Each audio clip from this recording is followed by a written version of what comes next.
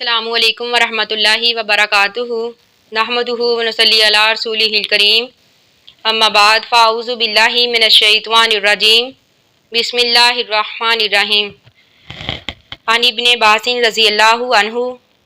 ابن عباس رضی اللہ تعالیٰ عنہ سے روایت ہے قالا کہتے ہیں کنتو خلف رسول اللہ صلی اللہ علیہ وآلہ وسلم یومن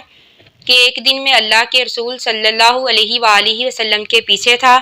فقالا تو آپ نے فرمایا یا غلامو اے لڑکے احفظ اللہ یاد رکھ اللہ کے حقوقوں کو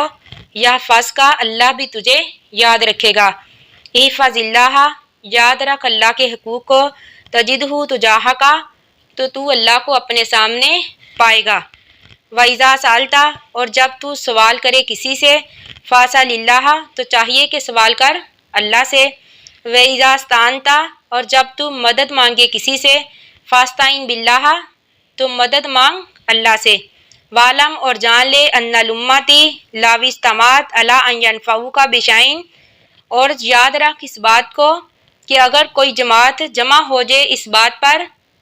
کہ وہ تجھے کوئی نفع دے سکیں لم ینفعوک الا بشیء قد کتبہ اللہ لک تو نہیں وہ نفع دے سکتے تجھ کو کچھ بھی مگر وہی جو اللہ نے لکھ دیا ہوگا تیرے لیے یعنی جو اللہ نے تیرے مقدر میں نفع لکھ دیا ہوگا وہ وہی نفع دے سکتے ہیں ولا اجتمعوا علی ان یضروک بشیء اگر وہ جماعت جمع ہو جائے اس بات پر کہ تجھے کوئی نقصان دے سکیں لم یضروک الا بشیء قد کتبہ اللہ علیک نہیں وہ تجھ کو کوئی نقصان پہنچا سکتے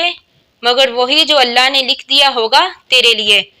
رفعت الاقلام بلند ہوگی کلمے وجفت الصحف اور خشک ہو چکے صحیفے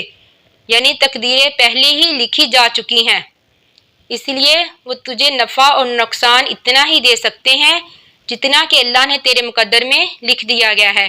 آخر دعوانا ان الحمد للہ رب العالمین السلام علیکم ورحمۃ اللہ وبرکاتہ